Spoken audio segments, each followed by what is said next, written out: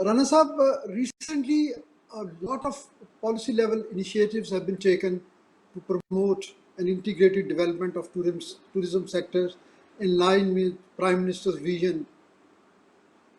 But the feedback through various media sources and interactions at various forums from stakeholders highlight that still there exists a void between policies, which are obviously very good, and implementation in various areas.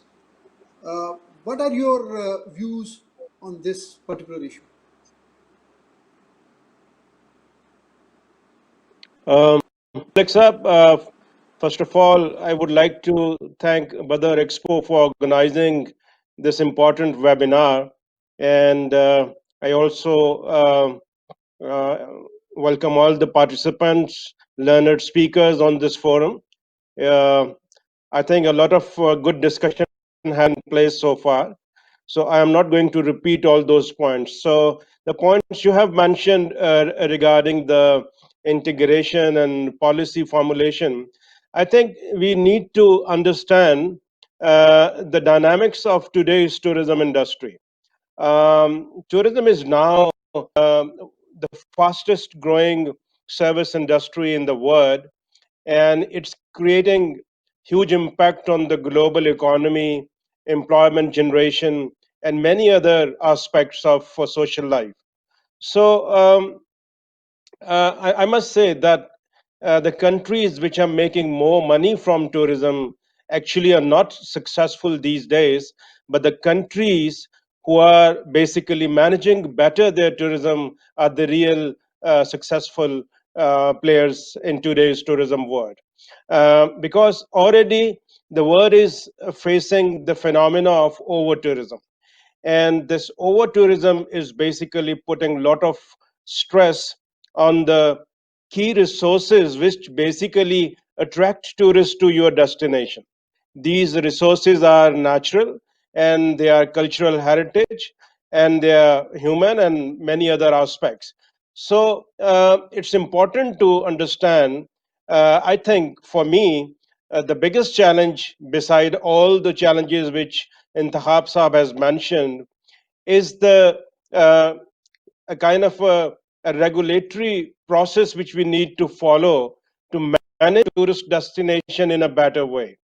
Because in the today's technology era, there's so much information flowing one place to other place.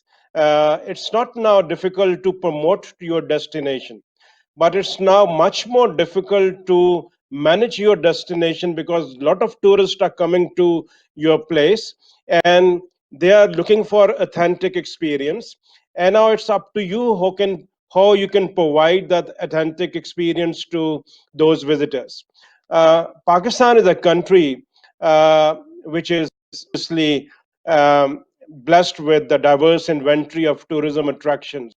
And Brigadier Saab has mentioned, and other speaker have mentioned, so I'm not going to repeat that. So it's one of the few countries which have all that which a country should have to attract a large number of foreign tourists as well as its own domestic market to go and visit these places.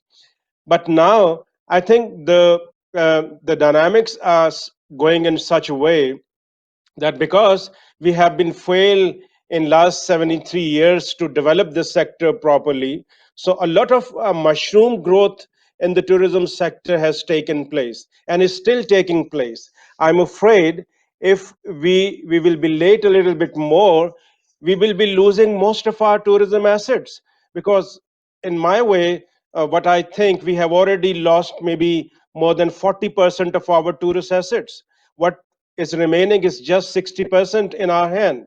You look at the cultural heritage, you look at the archaeological sites, you look at the natural places like Naran, Bahrain, Kalam, Murray, and Gilead, and many other places.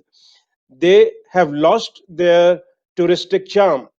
And now it's the time, and some more challenge for the government and the other stakeholders to work hand in hand to see how we can improve the management of the tourist assets, management of the tourist sites, because this is lacking everywhere in Pakistan, not in any one province, but everywhere.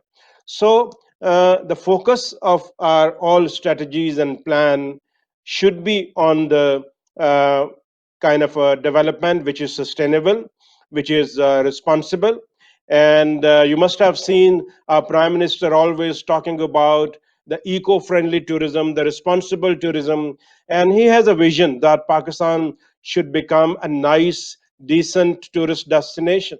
But to make that decent tourist destination, we need to work a lot, because so far we have not been able to do anything to develop all these tourist assets into a good tourist product. So time is passing very quickly, and tourism is growing on its own. And a mob tourism is basically in the domestic market is flowing towards all these places. And if we are not careful and we are not managing these sites properly, that will be a big dilemma for the tourism industry in coming days. So this is not a new challenge for Pakistan. These things have happened around the globe also.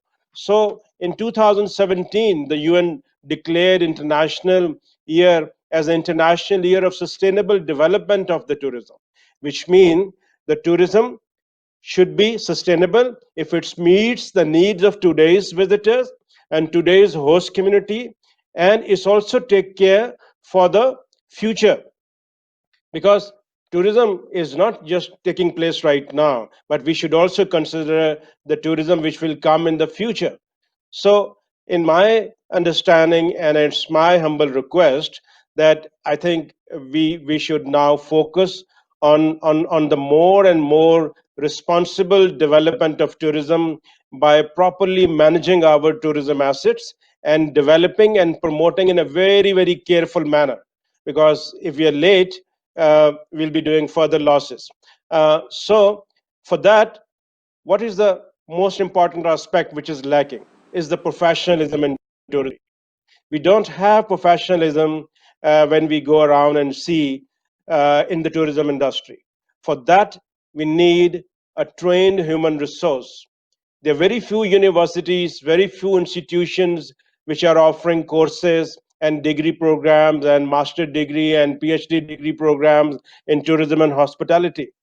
So we need to have more and more universities on board, internationally linked with the key organizations and key institutions there, so we could produce quality human resource for this industry, which is really really dry and human resource in terms of the, if you look at the human resource right now in tourism sector, they are mostly the self-taught people.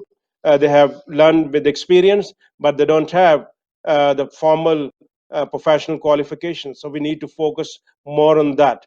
The government, in the recent time, I think, is taking a leading role at federal and provincial levels. Lots of things are happening, and the policies and plans and integration processes going on. But I think it's important to take care the interest of the local communities in these areas. In many aspects, I see government is neglecting the local communities, and that will be a harmful in terms of the long-term development of tourism. Because if we sideline the local communities, we sideline the private sector, we cannot succeed in developing the healthy tourism industry.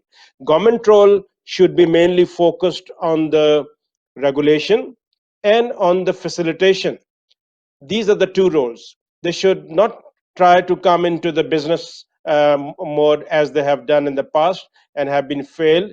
So they should facilitate private sector with open arms and with open heart, and create an enabled environment which is the much more needed in present days. So this is my humble submission. I hope the rest of the speaker will agree with me.